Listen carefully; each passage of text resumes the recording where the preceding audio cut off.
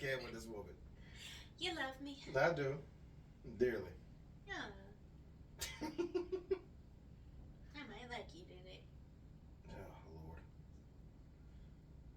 But, What so. else do you want to talk about? Um,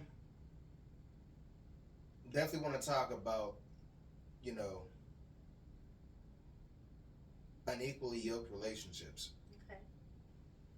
Um, what's your take on that? Well, I've experienced an unequally yoked relationship from the worst of the worst, and then there's me. Like, I'm not the best of the best, but Right. um,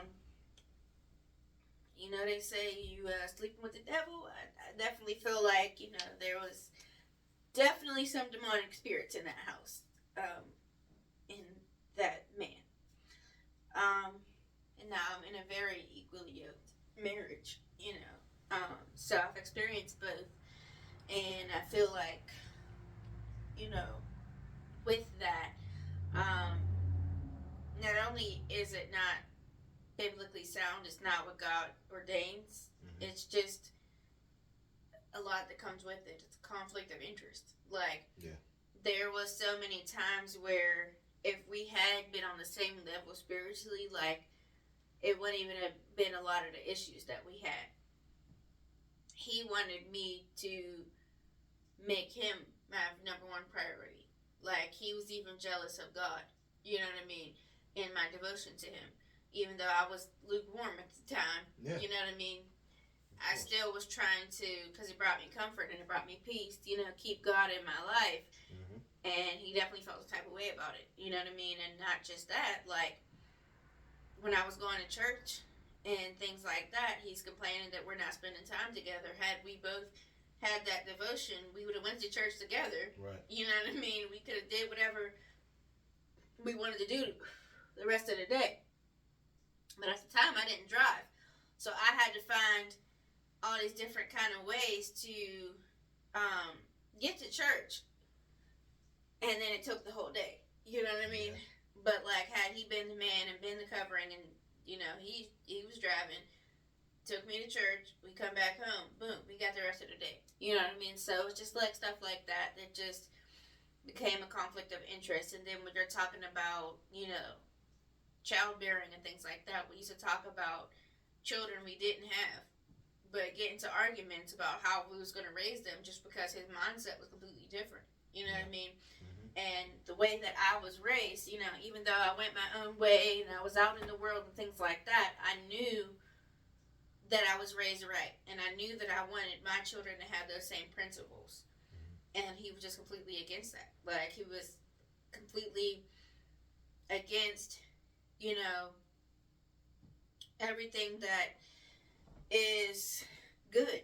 You know what I mean? Yeah. So it's like, it was very difficult to live like that. I mean, just the way he treated people. Like, the way that he disregarded human life. The way that, like, he didn't have compassion for anybody else other than himself. Yeah. You know what I mean? Like, and these are biblical principles about loving thy neighbor as thyself, mm-hmm. That he didn't have because he wasn't a believer. You know what I mean? Like, yeah.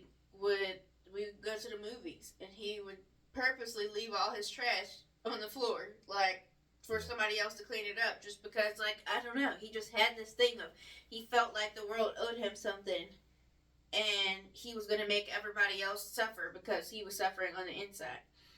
And it's, like, the sickest thing. And I thought that I was doing something by trying to save him, but it was just bringing me down, and I found myself doing stuff that I had no business doing. Yeah. And, like, trying to get his approval by doing stuff that's bad. Yeah. Because it made him feel a little bit better if I was a little bit tarnished because he was, messed up. Yeah. You know what I mean? So now I'm compromising my faith. And that is why God doesn't want that, because he knows that a man's going to always, lead you somewhere, but he can lead you to nowhere, or lead you down a dark path, or lead you down a hole that you can't get out of, mm-hmm. if he doesn't know where he's going. You know what I mean? So it's like, I found myself trying to get him to be proud of me by, doing stuff that, I had freed myself from. I had freed myself from smoking and stuff like that, but I'm trying to hit the blunt and stuff like that to appease him. Yeah. Now I'm doing things in reverence, almost as an offering for his, you know what I mean, his glory. Hey. You know, so it's like now having been with you and the things that we do together and sharing, you know, I wanted to actually talk about this on um my channel because a woman was asking me like how does she develop intimacy with God, because like her idea of intimacy sounds funny, like comparing that to God. And I said, you're thinking of intimacy as sex and lust. Those are not to be confused. True intimacy is not what you think it is. And you're going to have to pray and ask God to reveal, you know what I mean, what that looks like. And I said, you know, after that relationship that I was in, I was single for 3 years.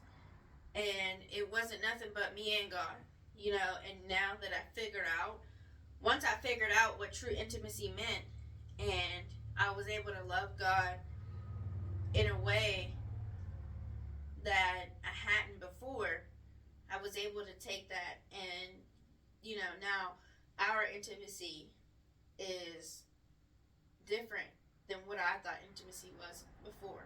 Yeah. You know what I mean? And now I can see how God loves through how you love me, and mirror that back into how I love you, because I gave that devotion to God first. Yep. You know what I mean? And it's like you and I can bow in reverence to God together. Yes. You know what I mean? Like when we come together, our covenant, our marriage, it's so sacred. It's, you know, spiritual, and it can be compared, you know, in the true agape love form. Yeah. You know what I mean? It's not tainted. It's not something that's dirty or it has to be shameful, because this is what God ordained it to be. Yeah. You know, so there's no guilt attached to it. There's no shame. There's no dirtiness attached to it. You know what I mean? Yeah. There's nothing but pure love, but there's also obedience. And there's also, you know, humbleness. Like, we're not making an idol of the relationship itself, because it's built on the foundation of God. You know, we love each other, and we're definitely in that, you know, I always tell you I'm obsessed with you and things like that. But at the end of the day, like, I know that we're here for a purpose, and we have a work to do, and we're not just letting this relationship be. We're not being selfish with it. Like, we're using it to give God glory. Yes. We're sharing our story, and we're able to encourage somebody with that testimony. You know what I mean? Yeah. And so just off the intimacy thing, like, how it looks has nothing to do with the physical, but, you know, the mental and the spiritual connection between us.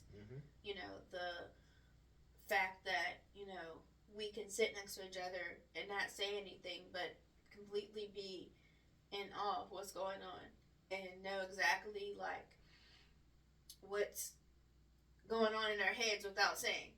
You know what I mean? And that's the level of connection that God wants with us. And it wasn't until I was able to experience that with him that he felt like I was ready for you. You know? Amen. No, that's good, babe. That's real good. Man, that's deep. So you feel like the transition from where you was at in past relationships to where you are now has only worked out because you fully submitted to God? Yeah, because I wasn't going to be able to. I feel like there's always levels. Like, God's going to. I talked about this on my channel.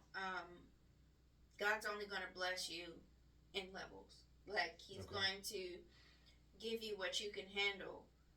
And until you learn how to be content and an expert, per se, in that level, is he's going to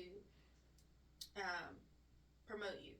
Okay. So, I had to go back to the basics, because I had lost myself in trying to find a love for myself. There you go. I was looking for somebody, and I found somebody, but then I lost myself. because I was devoted to him. So then when I left him, I knew that things weren't right, and I knew that it was never God's will. But being that I lost myself, when I separated from him, there's nothing there. Exactly. Yeah. So I had to find myself,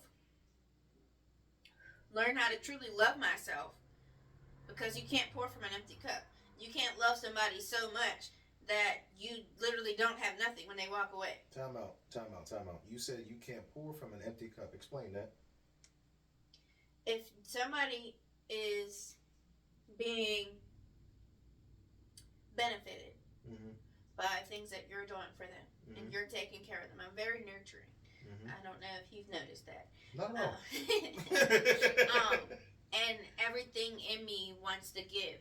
You know, even if I consciously don't want to, I subconsciously feel the need to help, feel the need to take care of somebody, feel the need, don't let somebody be sick. You know what I mean?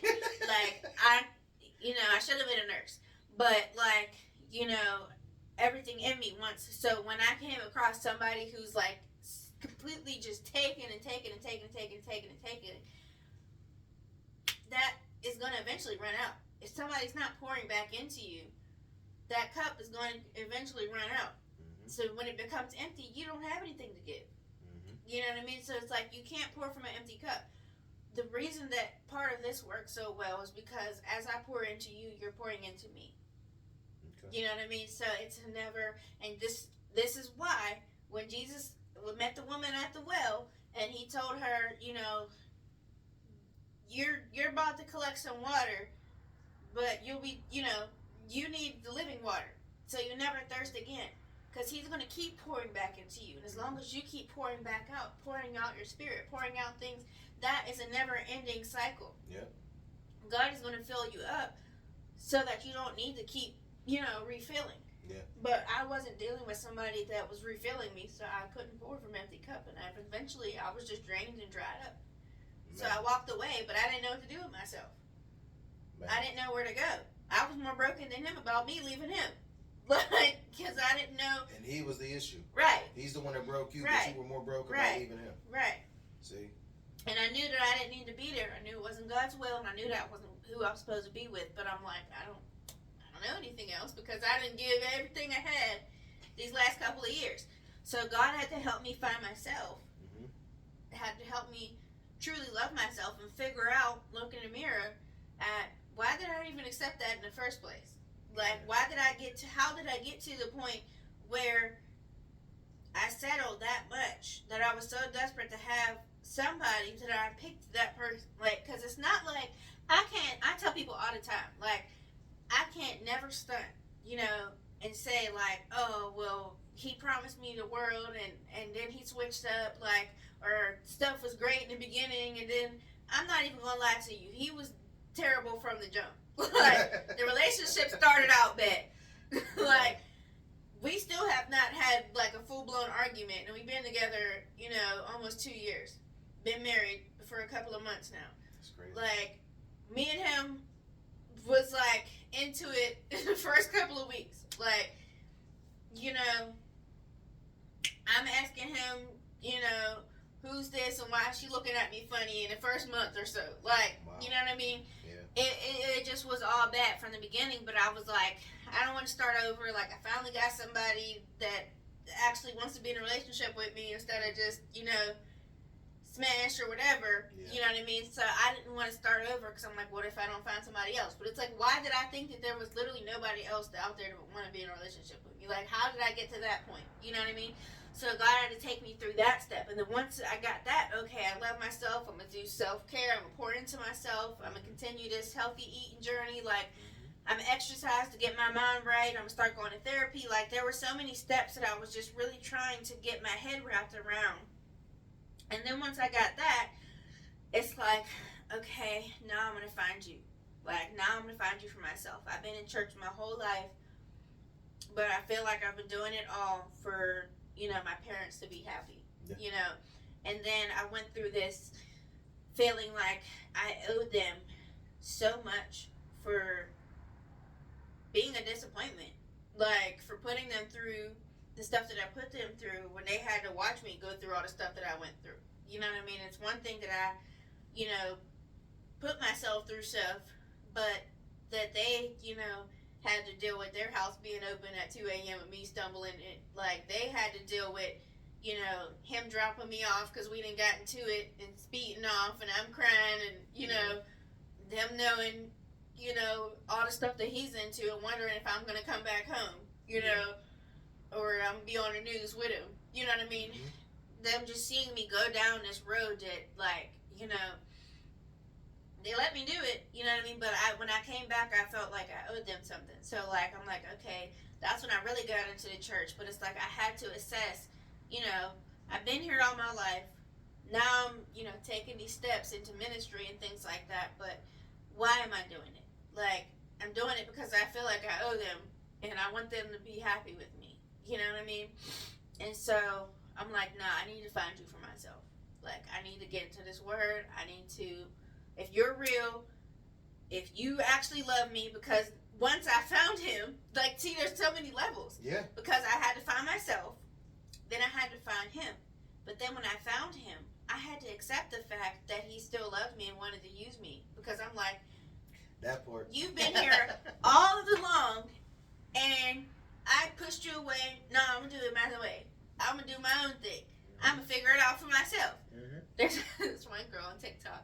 She'd be like playing herself, and like she makes the camera like down real low so she looks small. Okay. To like herself from God's point of view, and then she like angles it up so he looks real high and like a big head, but it's her with like a sheet over her head. Okay. And she's like, God, is he the one for me? And he's like, no. Like, he's not for you. Wait, I guess you're like, I'm gonna see for myself, and she just walks away. Right. Like, that's literally how it was. So it's like.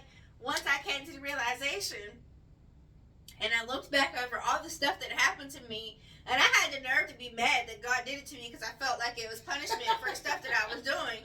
But then I looked back and I was like, well, if I wasn't over there, then I wouldn't have been in that situation in the first place. Like, so it's like, and then I used to be like, how come I always get caught? Like, other people be doing stuff and nothing happens to them. Like, when I tell you everything they say don't have sex for, because this is going to happen to me. Like, when I tell you the reasons that they say don't do drugs because this is going to happen to you, happen to me, I'm like, everybody else do stuff and nothing happens to them. But it's like, when I realized, like, okay, that was him trying to knock you in the head. Like, he was letting them do what they was going to do because he knew that they weren't going to change. Like, he was letting them live in their sin, but he had the grace and mercy to come get you and try to show you signs, even in that relationship. Like, the plague, he said the plague. I had leprosy, I swear. We had bed bugs, and I was bit all over my body. This man didn't have a bite on him. We were sleeping in the same bed. Like, I swear. I had, like, my legs, my arms, like, my chest, my back covered. Red bumps. So I didn't think we had bed bugs because I'm like, well, he's not bit up. Went to the doctor. They were trying to figure out. They gave me steroid cream. I eventually paid to get an orchid man to come out. There was a whole nest of bed bugs underneath the mattress because he had it on a futon. Wow. We had roaches. The house was clean. Like, I don't even know how. And I kept cleaning. I'm using bleach on everything. I don't know where these bugs was coming from. Like, but like God was, I was like, dang, he sent in the plague. We moved across the way to, like, across the street to a whole nother building because everybody in that, at that point, everybody had bed bugs. There was this, like, whole family of people, I don't want to say stereotype, but they were a certain ethnicity. And there was, like, 10 of them living in this one small apartment. Okay. And I feel like that they started the infestation. But after that, like, every 5 minutes, there was a dumpster. The dumpster was full of, like, mattresses. Okay. So we moved out of there. We moved into another apartment building. And one time I'm going to bed, there's a mouse. It just runs across the floor. I'm like, what the heck? But it was like God was trying to wake me up. Yeah.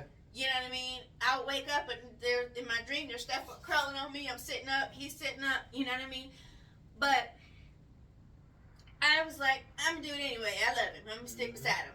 I even said out of my mouth one time, like, unless God comes down in physical form and says, you need to leave this man, I ain't leaving. Like, I and the reason that I said that obviously was because I felt like God was telling me not to be with this man. Yeah. But I was so intent on keeping him that I didn't care that God was trying to throw subtle hints at me. I'm like, he's gonna have to come down here in human flesh and tell me.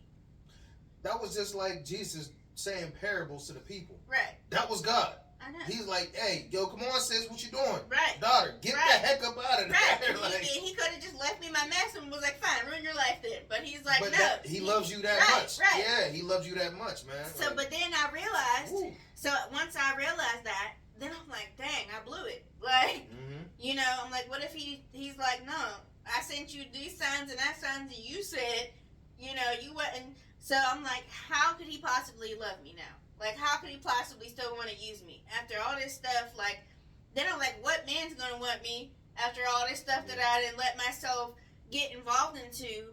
I'm like, I'm sure he had a godly husband for me back in the day, but I probably done missed him now because I had spent my life with this knucklehead. Because it was like, you got to think, when I met him, I was 22. Okay. I was with him till I was 25 and a half, per se. It took me from 25 to 28 to get over him. So I'm like, and before you came along, you know what I mean? I didn't know how long it was going to be. So I'm like, I probably missed the opportunity that God had for me, for my godly husband. Yeah. Messing around with him. Like, and it's like, as a woman, it's like when you give the person that much time of your life, it's like, it's so wasted. Yeah. You know what I mean? And then it's like, okay, well, you know, my clock is ticking. You know what I mean? If I want kids, if I want to, you know, like, I've given, it's like, where do I go? I don't even know myself now because this is all I've known for the last couple of years. Like, and then, you know, prior to him was when I was, you know, in the world with the drugs and the alcohol and the clubs and all of this kind of stuff. And that was all I knew from 18. So it's like, I want to get back to me, but it's like, who am I really? Because before that, I was adolescent. So it's like, I don't even know my adult self as a woman. I can't go back to who I used to be because I'm not a kid anymore. Right. Like, right. You know what I mean? So I had this severe identity, like, I want to see myself as you see me, but like, do you even look at my way anymore? Like, you know? And so he had to confirm his love still was there for me. Like, he still wanted to use me. Like, he still, you know, he was sending people in my life to encourage me and give me a word. And, you know, once I got that down pat, I'm like, all right, you still bang with me. Like, you still rock with me. Yeah. I'm never compromising that ever again. For sure. Like, you know, like, I know the feeling. whatever you say I gotta do, bet. Like, I'm not compromising that. Like, I'm gonna do what's right. And then that's when you came along. Because it's like, okay, now you've accepted this. Now you've understood this. Now you got to this level. Okay. Now, you've gotten to the point where you've fully rooted yourself in me alone. Now you need a purpose partner to do with the next thing I need you to do. You know what I mean? Yeah. Yeah, that's awesome, babe. That's awesome. And both of y'all are on this level, so now y'all can come together and y'all can yoke up. And that's what Equally Yoked is really talking about. Go ahead, girl. Yeah. That's Roy's wife. Yeah. Yeah, definitely. And you know, that's real. You know, you preaching to the choir and that whole thing. It's like, you know, I've been through multiple relationships, recent marriage that wasn't successful. You know, and it's just sometimes with me and my experience in life, you know, being equally yoked, it's hard for people to be equally yoked when they don't, like you said, know who they are. When they don't know who they are, and then they sure don't know who God is, right? Because they gave up on him because of all the stuff that happened to them. You know, hurt people hurt people. Yep. And I was one of those hurt people who would hurt people. Because I walked away from God so many times, and I thought I could do life on my own terms, and he would constantly show me that no, you can't, and I'm gonna let this happen to you. I'm gonna let you go through this. I'm gonna let this relationship fail, however many times. I'm gonna let you go through this. I'm gonna let you get a DUI. I'm gonna let you wreck your car. I'm gonna let you walk away and almost lose your life. I'm gonna let you do this because you feel like you're in control of these relationships, of these um, avenues you want to take. Mm-hmm. So I get that, babe. That's deep, and I love the fact that you was that transparent about all that. Like that transparency is gonna help save someone's life. Yeah. Like you really have no idea on how much your testimony really heals and helps deliver people from what they're going through. I have to share it because if I keep it in, my thoughts, my mind's racing a lot. I know, like, you joke with me because I don't have a lot of outward emotion. At all. I ain't even, she don't got nut. Like I'd have lost a leg and oh babe, you want me to call an ambulance? I don't know what you want me to do. Cry, do something. Like, give me something here. I just lost my leg. Be calm so I can make sure you're okay. There's a difference between being calm and just being there's nothing there.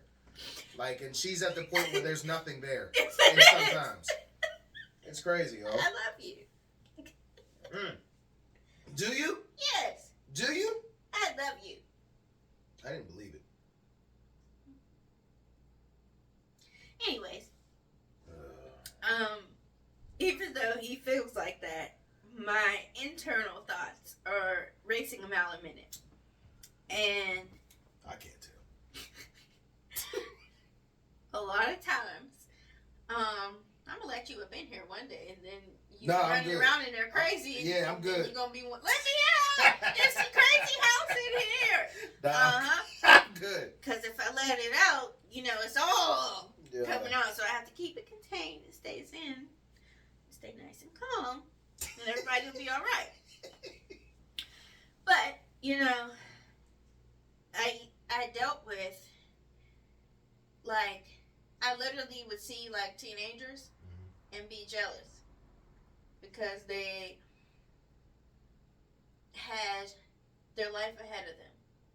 Like, they had the opportunity to decide, you know what I mean, what was going to happen. It's like, I know I made my own choices, but I just was hit, with the realization that we really only get one life. And I already made those choices, and I feel like that it happened so fast. Like, it's like I just looked up and I'm going to be 30 this year. Mm-hmm. You know what I mean? Like, and I'm like, where the heck did the time go? Welcome to the club. Cute. I'm going to be 34. I know. Can't wait till you turn 40. So I can. Nah, man, my knees are already hurting. Have your party. No, don't. My knees already hurting. I'm trying to get this worked up. But I felt like, okay, I knew, like, the realization that I can't go back. Yeah. You know what I mean? That I can't make separate choices from my teenage self. Mm-hmm. And, like, I would sometimes just sit back and think about the stuff that I did and how I could have lost my life, or I could have been trafficked, or, whatever. Yeah. And that's real. I even think about, like, in high school, how I paid no attention. Like, so all my friends were super excited about, college, and, like, I was excited to go to college so that I could party and be out of my parents', like, thumb. And I got messed up the first semester. When this is part of the reason why I'm going to get my bachelor's degree now. Yeah. Like, when I went to Point Park, I got started, but I didn't know anything about FAFSA and stuff like that. And I wanted to stay on campus, but I lived right by the school, so they didn't give me enough money to stay on campus. Okay. And they were like, you can stay on campus, but you're going to blow all your money in this first semester, and then you're going to owe next semester, and you're going to have to come up. And I'm like, whatever, I'm staying on campus. The next semester came, and they're like, you can't start classes, you still owe us money. And I was like, okay. I won't start classes then. And that was that. And I continued to party because that was what was important to me. Like, my friends thought that I still was at school. Like, because I would be there, hanging on campus like a loser, you know what I mean? Waiting for all my friends to get out of class so we could go, turn up. Because that was what was important to me. Yeah. And, like, me looking back on that now, I'm like, what? Like, you're an idiot. Like, you know what I mean? My parents told me, like, commute, get your prerequisites, and then worry about a 4-year school. No, I'm going to go to 4-year school first. All right, fine. Go to 4-year school, but commute from home. You don't need to stay on campus. It's a waste of money. We live right by the school. Nope. Like, You know better. Right. You know what I mean? And it's like, looking back, I'm like, I could have had a 4-year degree. Like, I could have graduated with my other friends, maybe met somebody nice in college, got married, had a family, had a career. Yeah. You know what I mean? But it's like now I'm dealing with the ramifications of the actions that I made. And it's a harsh reality sometimes. But if I just sit back and think about it, there's nowhere to go from that. Like, you can't change your life. No. You know what I mean? But if I share it and I'm able to help another teenager, you know what I mean, before they make these decisions that I've made, and I'm able to talk to another young lady, then it's not as bad. Well, You know what I mean? You didn't go through all that for nothing. Right. So that's why I have to share my story, and I have to be transparent, because if I just sit with it, it's depressing and there's nowhere to go. You know what I mean? Yeah. But if I let it out, and I'm also able to encourage another young lady and keep her from making the same mistakes, stop her from feeling, having that realization when she turns 30, you know what I mean? Like, then, I know that was like one of the first things that you and I talked about. Mm-hmm. Like, because I wanted you to know everything about me. Like, I wanted you to know up front, because I didn't want, I'm like, if he's going to walk away and be like, all right, this is too much to deal with, she's too broken, or she's too, whatever, then walk away now before I get attached, so it doesn't feel no type of way. Like, that's how I handled a lot of people. And it wasn't even just about me, being a problem. Like, if they, said something or did something that I knew wasn't going to be in alignment with what I wanted and what I felt like God was, what kind of relationship and man God was calling me to, like, then I walked away. Because I'm like, I don't want anybody. I want my somebody. So if I got to wait another couple of years, it's already been 3 that I've been single, like, that's fine. You know what I mean? Because I'm not going to have a repeat of what happened last time and then look up and wasted another 3 years with somebody, Or longer. Right. But when you came along and we were talking, I told you everything about me and you didn't flinch. Like, you was like, all right, that's a lot. But then you encouraged me and was like, you have to share your testimony. Mm-hmm. Like, you have to share your testimony. That's going to help so many women. Like, yeah. And I was like, okay, I think this is the one. Yeah, I mean, it was refreshing to hear. Yeah. It was refreshing to hear someone be truthful. Yeah. Like, that upfront and honest, early. Mm-hmm. Instead of me finding out things midway through the relationship. We done slept together, we done did a whole bunch of crap together, acted like we was a family, and then come out that you're a cheater. Come out that you've killed somebody, or come out that you've done. I have not done that. You've done time, or no, neither have I. So we're good. But I'm just saying, like, finding something out that's real outlandish, and you've gone to a point to where it's almost too far to turn back. Right. Like. But yeah, now you know it. I was the same way. Mm-hmm. I was very open and transparent with you, and I showed more you open sides. Than you wanted to be. And I showed you sides of me, like I was about to say, I showed you sides of me that I did not want you to see at all. I didn't want you to see me crying. I didn't want